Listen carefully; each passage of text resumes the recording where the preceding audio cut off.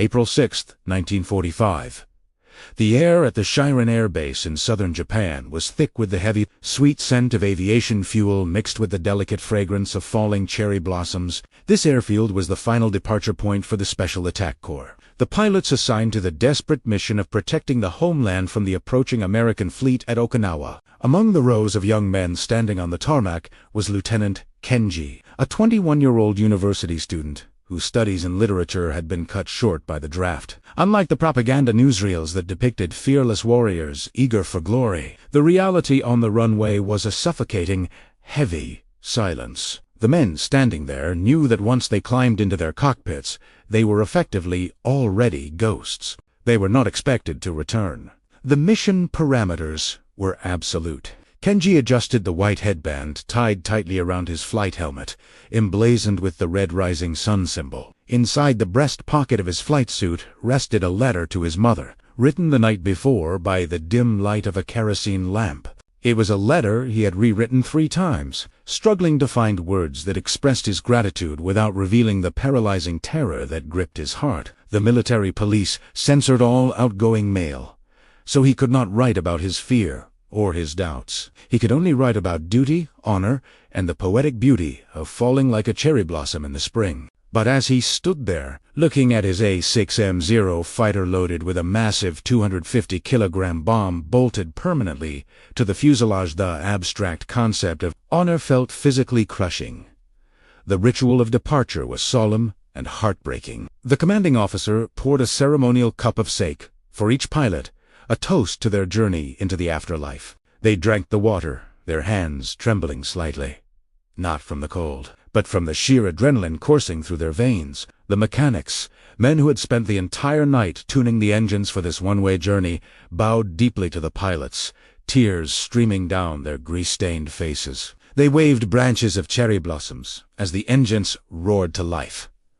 A final, silent farewell to boys who would never grow old. Kenji climbed onto the wing of his plane, returned the salute to the ground crew, and slid into the cramped cockpit. It smelled of oil, sweat, and metal, the scent of his final destination. As the squadron taxied to the runway, the noise became deafening. One by one, the Zeros gathered speed and lifted into the gray, overcast sky, their landing gear retracting for the last time. For Kenji, the moment of takeoff was a psychological threshold. As the wheels left the earth, he felt a strange, physical severance from the world of the living. The green fields of Japan, the faces of his family, the taste of rice, and the warmth of the sun, it all belonged to the past now. Ahead lay only the vast, indifferent blue of the Pacific Ocean and the steel typhoon of the United States Navy waiting hundreds of miles to the south. The flight formation was tight as they cruised southward over the ocean. To conserve fuel, they flew at a moderate speed, the monotonous drone of the Mitsubishi engine creating a hypnotic rhythm that dulled the senses. Kenji checked his instruments obsessively.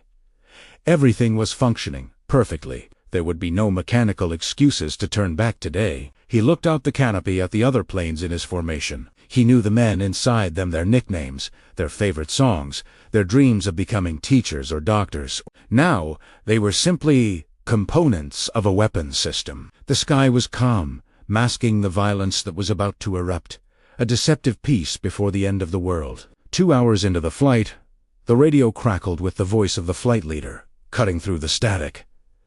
Enemy fleet sighted. Prepare for attack.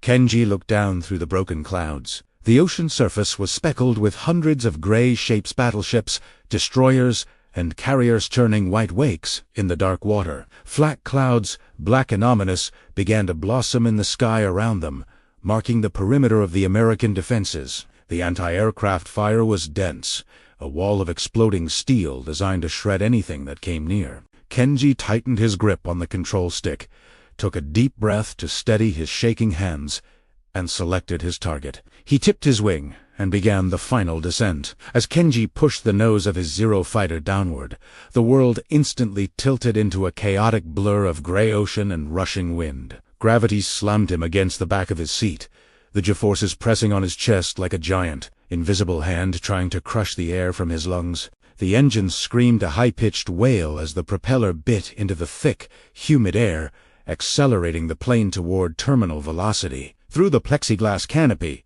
the American destroyer grew rapidly from a toy boat into a massive, imposing fortress of steel. The sensation of speed was terrifying. The ocean was not just approaching, it was rushing up to swallow him whole, promising an end to the fear and the noise. The sky around him erupted with the terrifying beauty of anti-aircraft fire. Tracers zipped past his wings like angry, glowing fireflies, and black puffs of flak shook the airframe violently, threatening to tear the fragile Mitsubishi apart before he could complete his final mission. The plane shuddered under the stress, the metal groaning as the air resistance fought against the die. Kenji could hear the metallic ping-ping of shrapnel hitting the fuselage, a sound like hail on a tin roof. He tightened his grip on the control stick until his knuckles turned white, fighting to keep the nose pointed directly at the center of the ship's deck. In these final seconds, time seemed to distort and slow down. The training manuals had taught him to focus on the smokestack or the bridge, to become a machine of destruction devoid of emotion. He was supposed to be a guided missile, not a man. As the distance closed to less than 1,000 yards, Kenji's vision sharpened with an unnatural, hyper-real clarity. He locked onto the target, suppressing his own survival instinct, pushing away thoughts of home or family. He was screaming a battle cry that was lost in the roar of the wind, a primal release of fear and duty intended to carry him through the moment of impact. But then, at 500 yards, something impossible happened. Through the haze of smoke and the curtain of defensive fire, Kenji's eyes locked onto a single figure standing exposed on the deck of the destroyer. It was a young American sailor, perhaps no older than Kenji himself, frozen near a gun mount. The sailor wasn't firing. He was simply looking up at the incoming plane with wide, terrified eyes. In that split second, the abstract concept of the enemy evaporated. Kenji didn't see a faceless monster or a strategic target. He saw a human being who looked frighteningly like himself. A jolt of electricity shot through Kenji's mind, overriding years of intense military indoctrination. The realization hit him with more force than any physical blow. If he crashed his plane now, he wouldn't just be sinking a ship. He would be erasing a life. He saw a boy who likely had a mother waiting for him, just as Kenji did. He saw a future that was about to be extinguished. The moral weight of the act suddenly became heavier than the bomb attached to his plane. In that microsecond of connection, the desire to kill vanished, replaced by an overwhelming recognition of shared humanity. His hands, acting almost on their own accord, yanked the control stick back with all their remaining strength. The Zero groaned under the immense stress, the rivets popping and the wings flexing dangerously as the plane fought to pull out of its lethal dive. The horizon spun wildly as Kenji leveled the plane out, skimming mere feet above the churning whitecaps of the waves. The force of the pull-up nearly caused him to black out, gray spots dancing in his vision. He roared over the top of the destroyer's mast, so close he could almost feel the heat from its smokestacks. He didn't drop his bomb. He didn't crash. He simply vanished into the mist on the other side of the ship, leaving the stunned sailors staring at the retreating silhouette of the plane that should have ended them. The silence that followed the roar of the anti-aircraft fire was heavier than the noise itself. As Kenji flew north, putting distance between himself and the American fleet, the adrenaline that had fueled his escape began to drain away, replaced by a cold, trembling nausea. He was alive. The realization was not a comfort. It was a condemnation. In the strict code of the Special Attack Corps, survival was not a victory. It was a disgrace worse than death. He was flying a plane that was supposed to be his coffin, breathing air that he had already surrendered his right to breathe. He looked down at his hands, on the control stick hands that were still shaking uncontrollably, and despised them for saving him. He was no longer a soldier of the Empire. He was a ghost, haunting his own cockpit, drifting between the world of the living and the dead. The flight back to the Chiran Air Base was a journey through psychological torture. The A6M0, usually a nimble and responsive machine, felt sluggish and heavy, burdened by a 250-kilogram bomb that was still bolted to its fuselage. That bomb was the physical manifestation of his failure. Every vibration of the engine seemed to mock him, asking why he hadn't completed his mission, why he had chosen the life of an enemy stranger over his duty to his country. The image of the young American sailor's terrified face kept flashing in his mind, superimposed over the gray waves of the Pacific. That single moment of empathy had cost him his honor, and now he had to pay the price. As the fuel gauge needle dipped lower, a dark thought tempted him. It would be so easy to simply cut the engine and let the plane glide into the ocean below. He could disappear into the waves, leaving no trace, and his family would still receive the telegram stating he had died a hero's death. No one would ever know he had turned away. It was the coward's way out, but it offered a clean end to his suffering. Yet, something held him back. The same instinct that had forced him to pull up from the destroyer, the deep, biological drive to life, kept his hands steady on the throttle. He had chosen life over death once today. He found he could not reverse that decision now. The coastline of Kyushu appeared on the horizon, a strip of green rising from the mist. It looked different to him now. When he had left just hours ago, those green hills were a sacred memory he was leaving behind. Now, they felt like a courtroom where he was about to be judged. He radioed the tower for permission to land, his voice cracking with dry shame. There was a long pause on the other end, a silence that felt like an accusation, before the controller finally granted him clearance. They assumed he had suffered a mechanical failure, the only acceptable excuse for a kamikaze to return. Kenji knew he would have to lie, or face execution for treason. Landing a plane loaded with live ordnance was a suicide mission in itself. The bomb was armed and unstable. A rough landing could detonate it instantly, turning the airfield into a crater. As Kenji lowered the landing gear, the ground crew scattered, running for the safety of the bunkers. He held his breath, guiding the plane down with delicate precision, praying that the tires wouldn't burst, praying that the bomb wouldn't shake loose. The wheels kissed the tarmac, and the plane bounced once, twice, before settling into a roll. He braked gently, bringing the machine to a halt at the far end of the runway, isolated from the other aircraft. The engine sputtered and died, plunging the cockpit into silence. Kenji sat there for a long time, unablato moving. He could see the mechanics and officers running toward his plane, their faces a mixture of relief and suspicion. He unbuckled his harness, his fingers stiff and clumsy. He took the letter to his mother out of his pocket, the death poem he was never supposed to read again, shoved it deep into his flight suit. As he slid the canopy open and felt the fresh air of Japan hit his face, he realized the war was far from over for him. He had survived the enemy fire, but now he had to survive the scrutiny of his own people. He climbed out of the cockpit, not as a hero returning home, but as a man walking to his own trial. The walk from the runway to the command bunker felt longer than the flight over the Pacific. Kenji was escorted by 2 military policemen, not as a prisoner, but with a cold, confusing distance. In the eyes of the base personnel, he was a contradiction, a weapon that had failed to detonate, a spirit that had been rejected by the afterlife. The commanding officer, a hardened veteran with eyes like flint, was waiting for him in a dim interrogation room. There were no shouts or accusations of cowardice yet, just a heavy, expectant silence. The officer demanded a report. He wanted to know why a perfectly good aircraft, loaded with the Emperor's vengeance, was sitting on the tarmac instead of burning on the deck of an American carrier. Kenji stood at rigid attention, his flight suit stained with sweat. He knew that the truth that he had seen the humanity in an enemy size would be treated as treason and punished by immediate execution. That soulier, and the lie had to be technically irrefutable. With a steady voice that surprised even him, Kenji reported that his engine had begun to lose oil pressure during the final approach, causing severe vibration and a loss of power that made the dive impossible to sustain. He claimed he had tried to correct it, but the machine had failed him.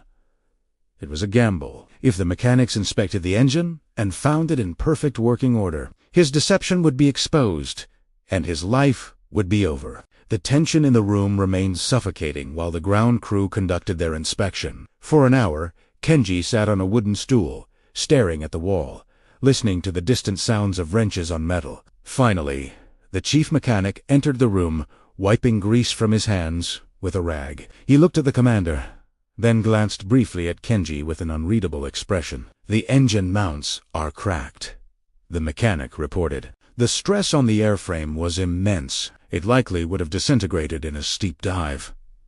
Kenji exhaled a breath he didn't realize he had been holding. The violent pull-up he had executed to save the sailor had actually damaged the plane enough to validate his lie. The physics of his mercy had become his alibi.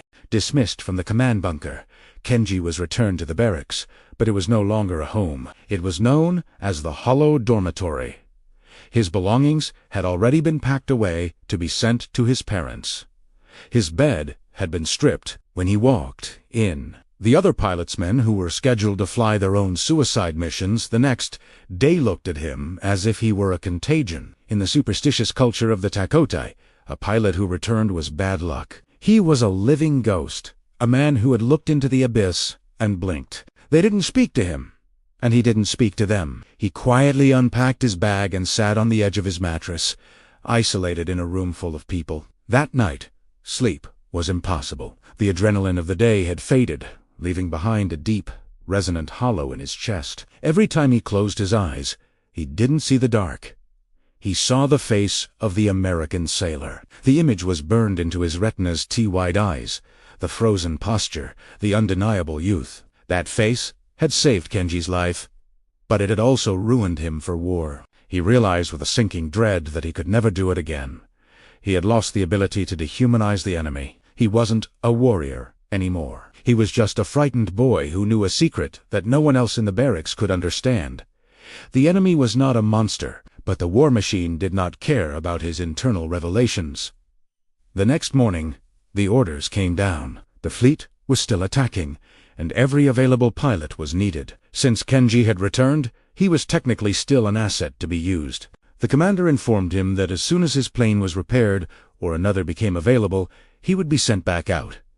There was no discharge for a kamikaze pilot. There was only success or death. Kenji realized with horror that his reprieve was temporary. He had cheated fate once, but the system was designed to ensure that no one cheated it twice. He was trapped in a loop, waiting for the next order to die. For the next several weeks, Kenji lived in a state of suspended animation, a purgatory between life and death. The shortage of aircraft and fuel became critical as the American blockade tightened its chokehold around Japan. While he waited for a replacement plane to be prepared for his second sortie, he was forced to endure the daily ritual of watching his friends depart one by one. Each morning, he stood on the tarmac and saluted as the engines roared to life, knowing he would never see those faces again. He became a permanent fixture of the airfield, a survivor in a unit where survival was the only failure. The other pilots avoided his gaze, not out of malice, but because he was a living reminder of the fear they were all trying to suppress. He was the man who had come back,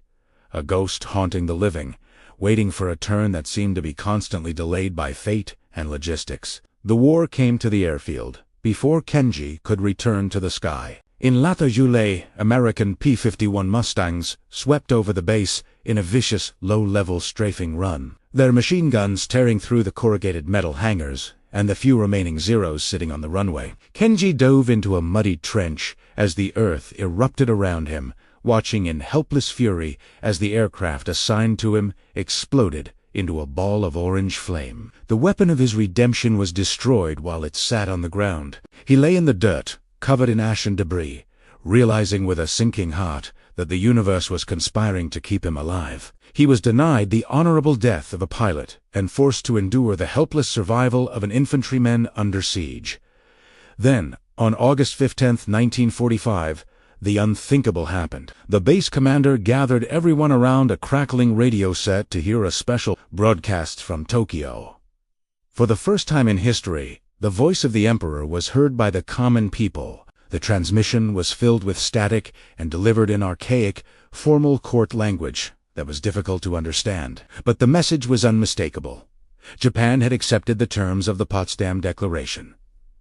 The war was over. The silence that fell over the Chiran Air Base was profound and terrifying. Men who had spent years preparing to die for the imperial cause suddenly found themselves without a purpose. Some officers wept openly. Others walked away in a daze, unable to comprehend a world where the empire had surrendered. For Kenji, the news hit with the force of a physical blow. The tension that had held him together for months, the expectation of imminent death, leaving him feeling hollow and dizzy. He was not going to die. The sentence had been commuted, but instead of relief, he felt a crushing sense of dislocation. He was a kamikaze pilot with no target, a weapon with no war. He watched as the ground crews began to burn classified documents and destroy the remaining equipment to prevent it from falling into American hands. The sacred mission of the Special Attack Corps was dismantled in an afternoon, reduced to piles of ash drifting in the hot summer wind. The journey home was a surreal passage through a broken country. Kenji traded his flight suit for civilian clothes and boarded a train that crawled through a landscape of blackened ruins. He looked out the window at the skeleton of cities firebombed into oblivion, feeling a profound sense of survivor's guilt. Why was he allowed to live when so many better men who hadn't hesitated, men who hadn't looked at the enemy and seen a human being, were dead? He felt like a fraud, a man carrying a secret treason in his heart, while the nation mourned its heroes. He had chosen humanity over duty, and now he had to live in the wreckage that duty had failed to prevent. When he finally reached his family's village, the reunion was bittersweet. His mother wept with joy, touching his face as if to confirm he was real, thanking the ancestors for protecting him. His father, a stoic man, simply bowed, his eyes betraying a mixture of relief and confusion. They assumed he had been spared by luck or logistics. They didn't know he had been spared by a choice. Kenji hugged his mother, smelling the familiar scent of home, but he couldn't look her in the eye. He realized then that he would have to carry the weight of that day on the destroyer alone. He locked the memory of the young American sailor deep inside his heart, a secret ghost that would walk with him into the uncertain peace of the post-war world. The years immediately following the surrender were a strange, hallucinatory nightmare for Kenji.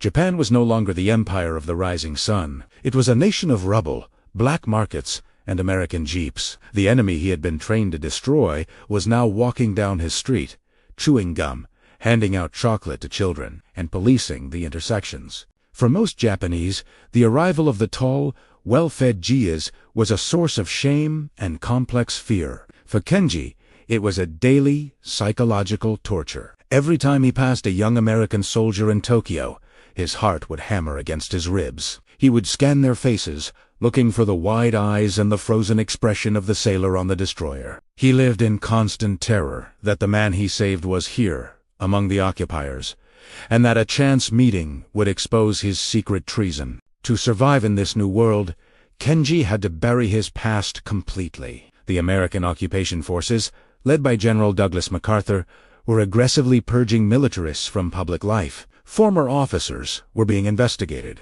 and the Takotitha Special Attack Corps were viewed with a mixture of horror and curiosity by the victors. If Kenji's neighbors or employers discovered he was a failed suicide pilot, he would be a pariah. To the Americans, he would be a fanatic. To the Japanese, a coward who didn't finish the job. So, he became a man of no history. He took the white headband he had worn in the cockpit, the only proof of his service, and hid it deep inside a wooden chest beneath the floorboards of his small apartment. He became a ghost in his own life.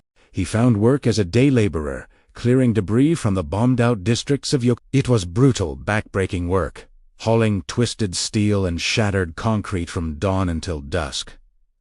He welcomed the exhaustion. The physical pain was a distraction from the noise in his head. While he worked, he watched the Americans. He saw them laughing, repairing trucks, and buying souvenirs. The demonization he had been fed during his training began to crack. These weren't the monsters who wanted to devour Japan. They were just young men, bored and eager to go home, exactly like his squad mates had been before they flew to their deaths. The inevitable collision of his two worlds occurred on a rainy afternoon in 1948. Kenji was resting near a supply depot when a U.S. Navy truck broke down nearby. A group of young sailors jumped out, cursing the engine and laughing at their own misfortune. Kenji froze. The uniforms were the same dungarees he had seen from his cockpit. The white hats were the same. He found himself paralyzed, staring at a young blonde sailor who was joking with his friends. The boy looked hauntingly similar to the figure on the deck. For a moment, the sounds of the street faded, replaced by the phantom roar of his Mitsubishi engine and the scream of the wind. The American sailor noticed the Japanese laborer staring at him. Instead of anger or aggression, the sailor offered a casual, friendly wave and held out a pack of cigarettes.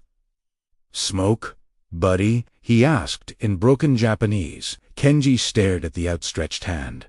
This was the hand he was supposed to have blown apart. This was the voice he was supposed to have silenced. The cognitive dissonance was nauseating. He realized with a jolt that there was no difference between them. Kenji bowed low too, declining the cigarette and hurrying away into the rain, his breath coming in short, panicked gasps. This encounter marked a silent turning point in his post-war life. He realized he could not simply hate the Americans, nor could he fully embrace them. He was trapped in the middle, bound to them by a secret act of mercy. He began to study English at night, driven by a morbid curiosity to understand the language of the man he had spared. He told his wife it was for business opportunities, which was true as the economy began to recover, but the real reason was deeper. He wanted to understand the culture that had produced the sailor. He read American magazines and listened to the armed forces radio, searching for clues, trying to humanize the ghost that haunted him, living a double life in a country trying to forget its past.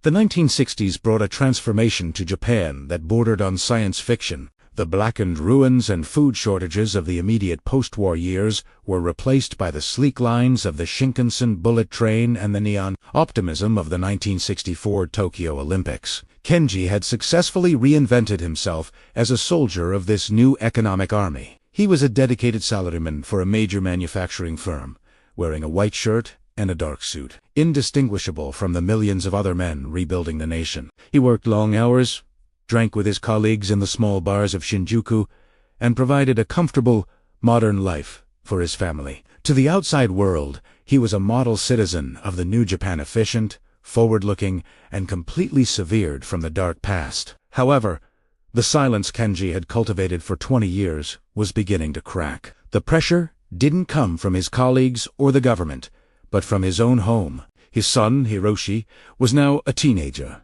part of a generation that had never known the sound of air raid sirens or the taste of rationed rice. To Hiroshi, the war was ancient history, a chapter in a textbook filled with dates and black and white photos. But like many young men of his age, Hiroshi was curious. He saw the scars on the older men at the public bathhouse. He sensed the unspoken heaviness that descended on family gatherings in August. He began to ask questions that Kenji had spent 2 decades avoiding, probing into a history that was supposed to remain buried. The inevitable collision between the past and the present occurred on a humid Sunday afternoon. Kenji was napping in the living room when he was awakened by the sound of rummaging in the closet where he kept his shadow box, a small, locked chest hidden behind winter coats. He walked in to find Hiroshi holding the one object Kenji had been unable to destroy: the white Hachimaki headband with the rising sun and the faded kanji characters for certain victory. The boy was staring at the fabric with a mixture of awe and confusion.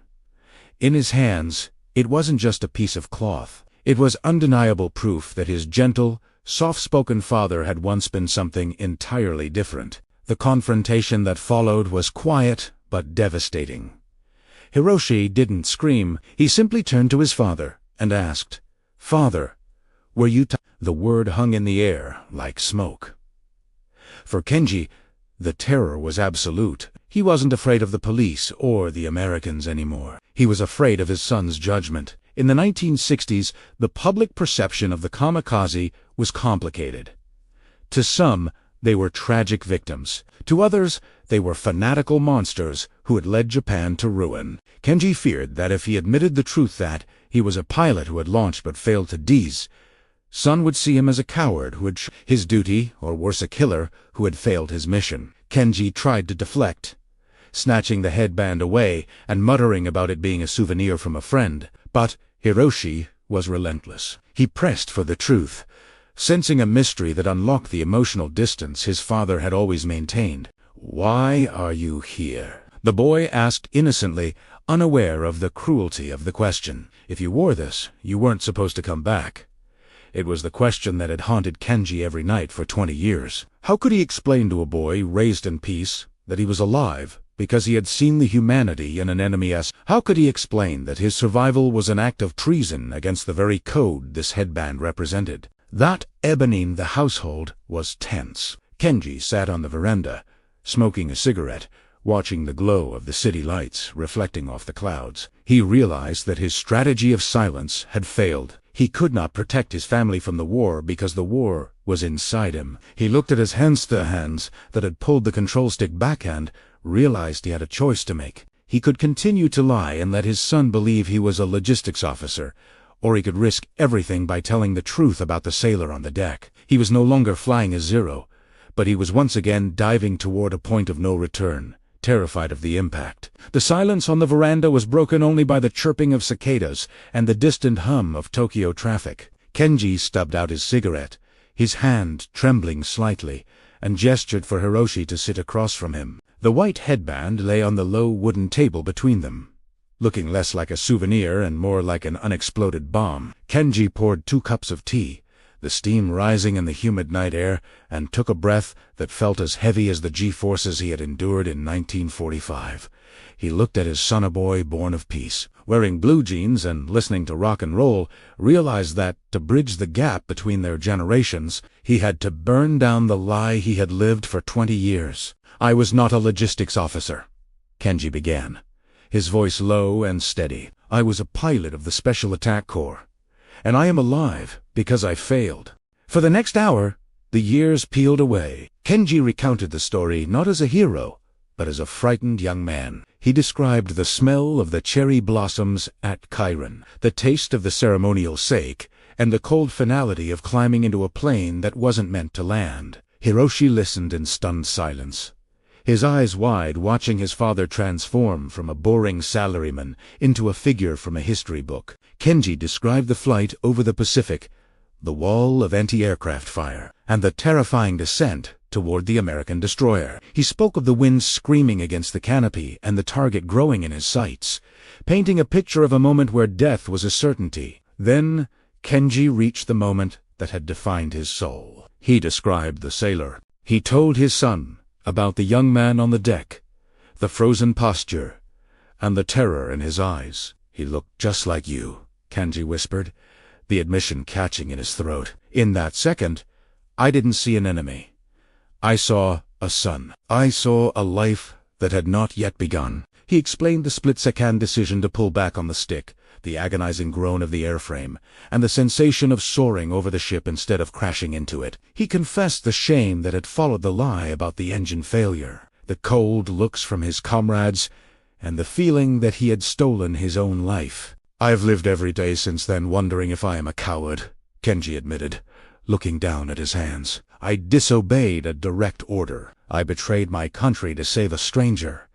He waited for the judgment. He expected Hiroshi to be confused, or perhaps ashamed that his father had fulfilled the samurai code of honor that was so often romanticized in movies. He braced himself for the rejection, feeling that he had finally exposed the rot at the center of his character. The weight of the secret was gone, but the vulnerability was terrifying. But the judgment never came. Hiroshi sat quietly for a long moment, processing the confession. Then he reached across the table and touched the faded white headband. He looked at his father with a new expression, not of shame, but of profound respect. "You didn't betray anyone, father," Hiroshi said softly. "It takes more courage to save a life than to end one. If you hadn't turned away, that sailor would be dead, and I wouldn't be here." The simple logic of his son's words cut through 20 years of guilt. Hiroshi didn't see a traitor. He saw a man who had chosen humanity over madness. That night, for the first time since the war ended, Kenji slept without dreaming of the ocean. The confession had not destroyed his family. It had strengthened it. By sharing the burden of his memory, he had transformed it from a source of shame into a lesson of mercy. He realized that his son was right.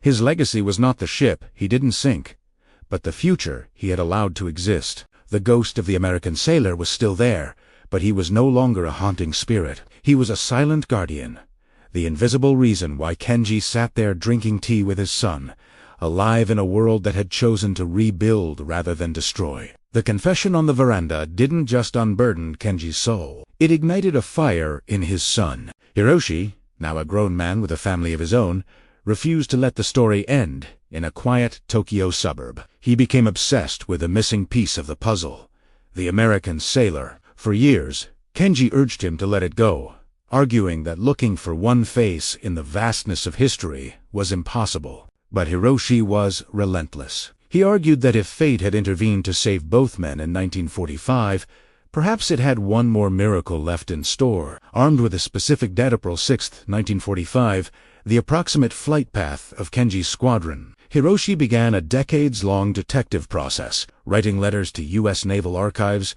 and scouring Veteran Association newsletters for any mention of a near-miss kamikaze attack. The search was slow and agonizing. For years, they hit dead ends. The records of the battle for Okinawa were chaotic, filled with hundreds of ships and thousands of attacks. Kenji grew old, his hair turning white, his walk slowing to a shuffle. He resigned himself to the idea that the sailor was just a phantom, a symbol rather than a man. But the dawn of the Internet age in the late 1990s changed everything. Veteran message boards and digital archives began to appear, connecting old soldiers across the globe. Hiroshi spent his nights scrolling through forums, searching for keywords like "zero," "pulled up," and April 6th. Then, in 2001, a breakthrough occurred. On a dusty forum dedicated to the crew of a specific destroyer, Hiroshi found a post written by an elderly American veteran named Robert. The subject line read, "The pilot who spared me." Hiroshi called his father into the room, his hands shaking as he translated the text on the glowing screen. The American wrote about a day off Okinawa when he was frozen on the deck, staring down a diving Zero. He described the terror, the noise, and then the inexplicable moment when the plane leveled off at the last second, the pilot's face visible for a heartbeat before vanishing. Robert wrote that he had spent his entire life wondering why he wasn't dead. The effect on Kenji was cataclysmic. For 56 years, he had carried the memory alone, wondering if the sailor had even noticed him or if he was just a blur of motion. To learn that the memory was shared, that the connection had been mutual, brought him to tears. With Hiroshi's help, Kenji composed a letter.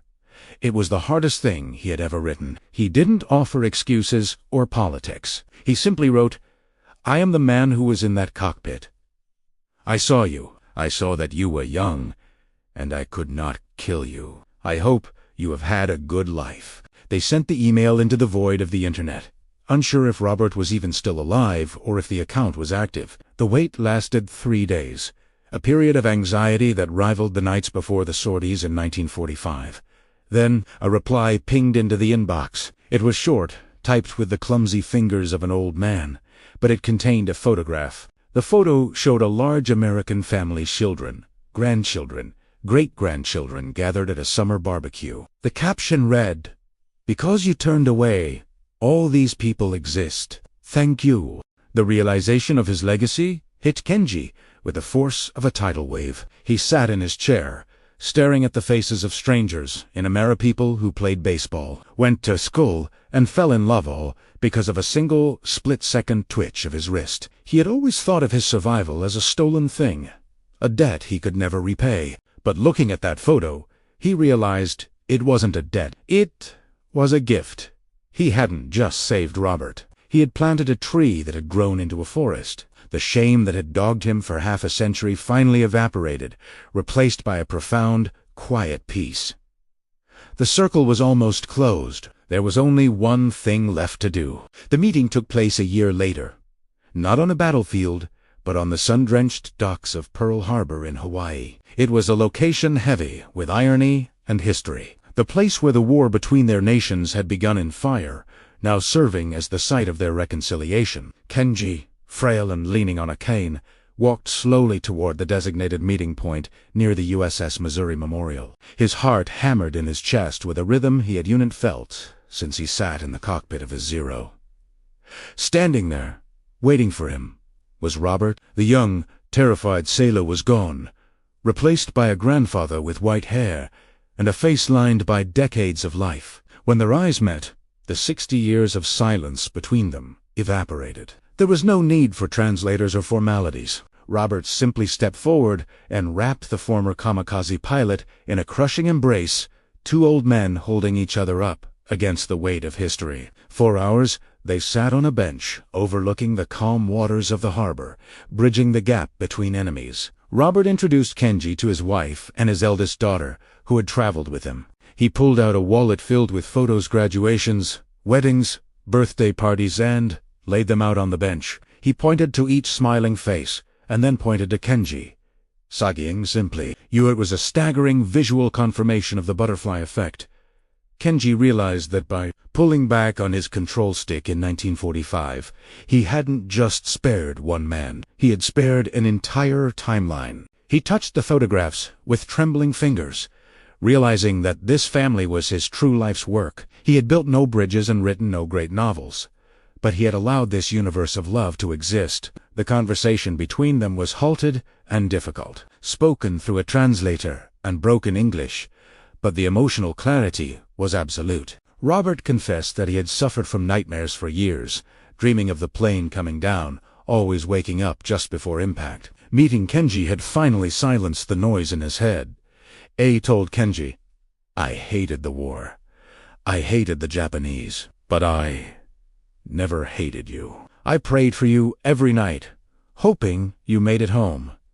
Hearing this, the final vestige of Kenji's survivors' guilt dissolved. He had spent a lifetime feeling like a traitor to his own people, but here, in the eyes of his former enemy, he found the forgiveness he had denied himself. Kenji returned to Japan a changed man. The heaviness that had stooped his shoulders for half a century was gone. He spent his final years not in silence, but in quiet advocacy. He spoke to his grandchildren about the war, not focusing on the glory of the empire or the shame of defeat, but on the complexity of the human heart. He taught them that in the midst of the greatest darkness, an individual still has the power to light a candle. He gave the white Hachimaki headband to his son, Hiroshi, no longer as a symbol of a failed suicide, but as a family heirloom representing the courage to choose life. When Kenji passed away peacefully in his sleep at the age of 8, his funeral was a modest affair, attended by neighbors and family. But in the corner of the room, standing prominently among the flowers, was a wreath sent from Ohio, United States. The banner on the wreath read simply, From the children of the man you saved, rest in peace. Brother. The message stunned the attendees, most of whom had never known Kenji's secret. Even in death, his act of mercy continued to ripple outward, challenging the prejudices of those who remained. The story of the kamikaze who turned away is not recorded in the official military histories of World War II. There are no statues of Kenji in the Siren Peace Museum, and his name is not carved into stone tablets of war heroes. But his legacy is far more durable than stone. It lives on in the breath of the generations he allowed to be born. His story serves as a timeless reminder that even when the entire world demands death, the human spirit remains capable of a defiant, miraculous act of love. As we look back on the carnage of the 20th century, Kenji stands as a lone silhouette against the smoke, a pilot who proved that the greatest victory in war is not destroying the enemy, but recognizing him as yourself.